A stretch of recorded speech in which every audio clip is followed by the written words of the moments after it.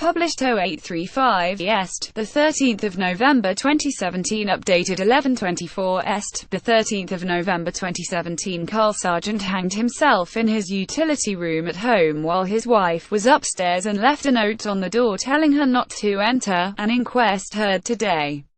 The Welsh Assembly member killed himself 4 days after he was sacked by Carwyn Jones over disputed allegations of groping and touching women. Mr. Sargeant, 49, hanged himself in a lean-to off the utility room of his ex-council house home in Connah's Quay, Deeside, after his wife Bernie, 48, found a handwritten note on the door. It urged her not to come in and just call the police, but she ignored the request, entered and found him fatally injured on the floor. Mr. John Gittins, Senior Coroner for North Wales, opened and then adjourned the inquest in Ruthin, Denbighshire today and described his death as an apparent act of self-harm. The 10-minute hearing, which was not attended by Mr. Sargeant's wife or their 2 adult children Jack and Lucy, was told that the family and paramedics had desperately tried to revive Mr. Sargeant for between 20 and 30 minutes. Carl Sargeant's wife Bernie, 48, pictured together, found her husband dead at their home in Connah's Quay last Tuesday. An inquest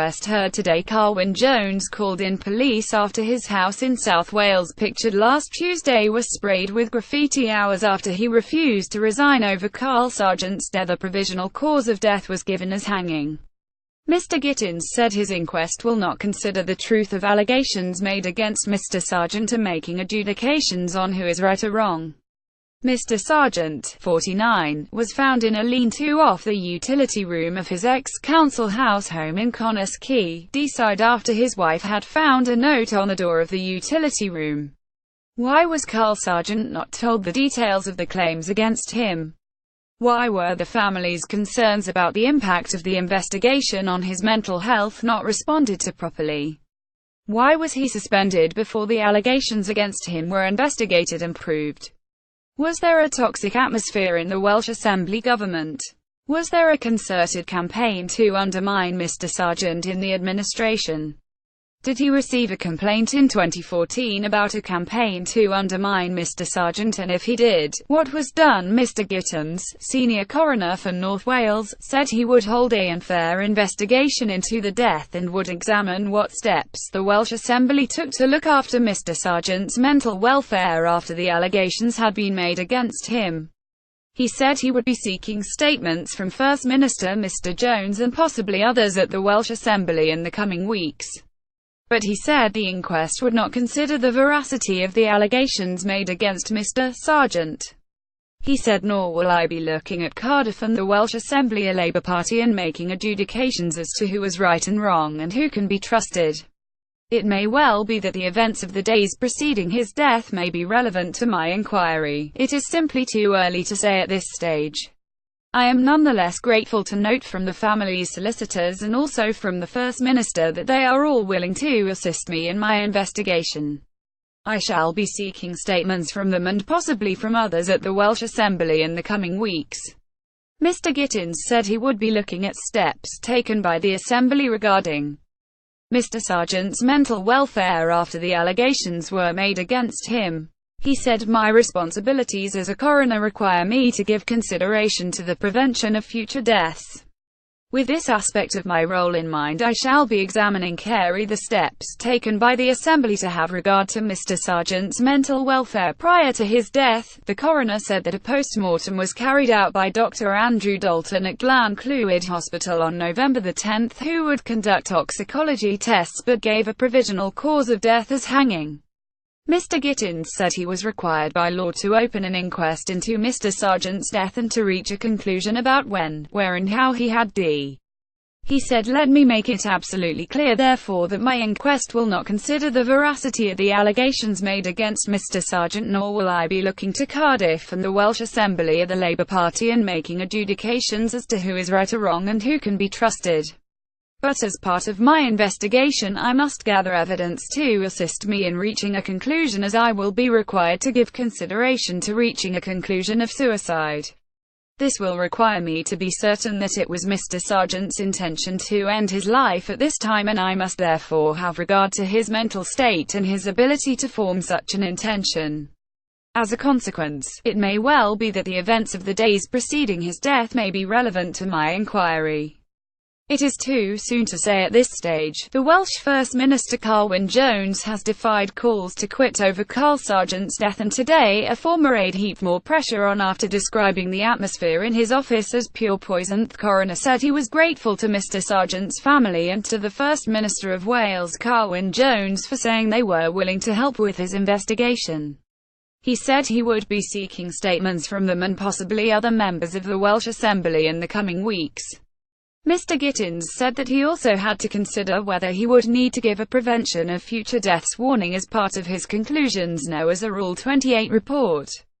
He said, "If in the course of my investigations I have concerns that future deaths may occur and I am of the view that a person or organization may be in a position to alleviate such risks, then it is my duty to draw my concerns to the relevant body by way of a Rule 28 report for the prevention of future deaths.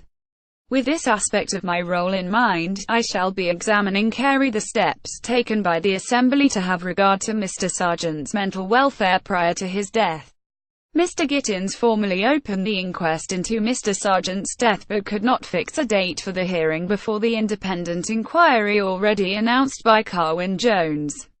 He concluded, "May I take this opportunity to express my sincere condolences to the family, friend and colleagues of Mr Sargeant and to assure them all that there will be a fair examination of the matters which are relevant to my investigations, and that I shall not allow the inquest to be trial by press, politics or personality." The family were represented at the hearing by solicitor Dafford Roberts, who said that the family would not be making any comments. It came as Welsh leader Carl Jones faced fresh pressure to step down today after a former aide said the atmosphere in his office was pure poison and his ex-boss was unwilling or unable to address its bullying culture. Carl Jones has refused to quit over his sacking of Minister Carl Sargeant, who took his own life at home in Connysky days after being accused of UAL misconduct. Former Welsh Government Minister Carl Sargeant, 48, pictured with his wife Bernie, 48, and children Jack, 23, and Lucy, 25, is believed to have taken his own life at home in Connysky, North Wales, having begged to know what he was accused of. Yesterday, the Welsh First Minister was accused of allowing a toxic environment to take hold in his office.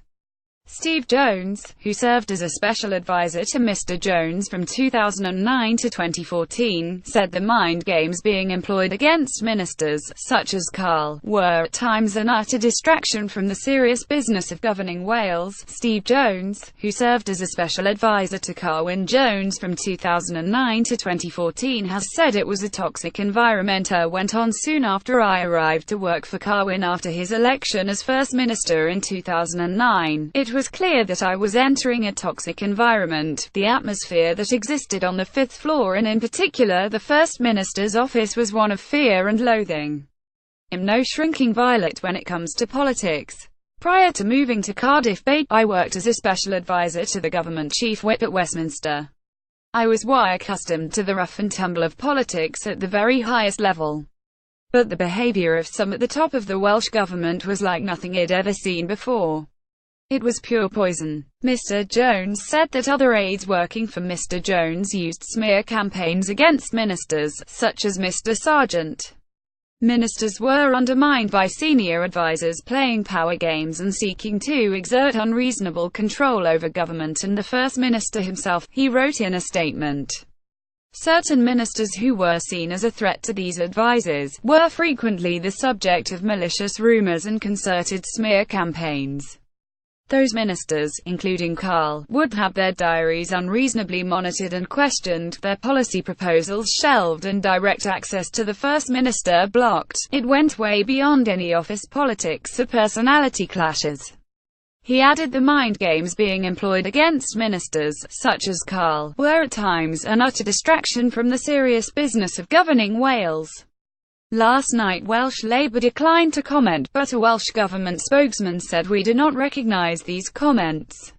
All complaints regarding staff and special advisor conduct are taken seriously and dealt with accordingly. Carl Sargeant's family lawyer giving the statement outside his offices in Cardiff today. Carl Sargeant's grieving family had hit out at the Labour leader in Wales for stalling over an independent inquiry into his tragic suicide. In a statement today, his family said it is deeply concerning that the First Minister should suggest in his address to the media, yesterday, the 9th of November 2017, that all of the answers that the family seek and are entitled to know should be dealt with in a coroner's inquest.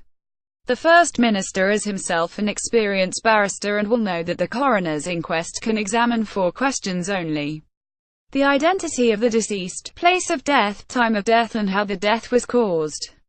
The family believe they have the painful answers to each of those questions.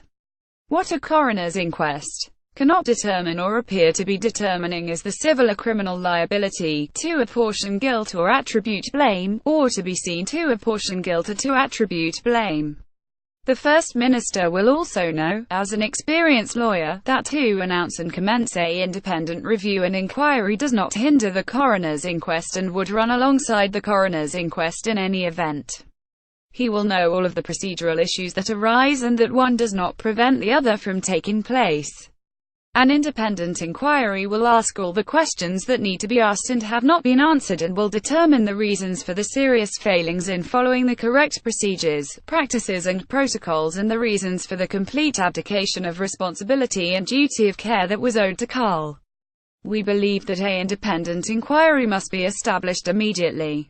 Its terms of reference, the appointment of the chair and secretariat, must be undertaken by a body which is independent of the Welsh Government and in consultation with the family.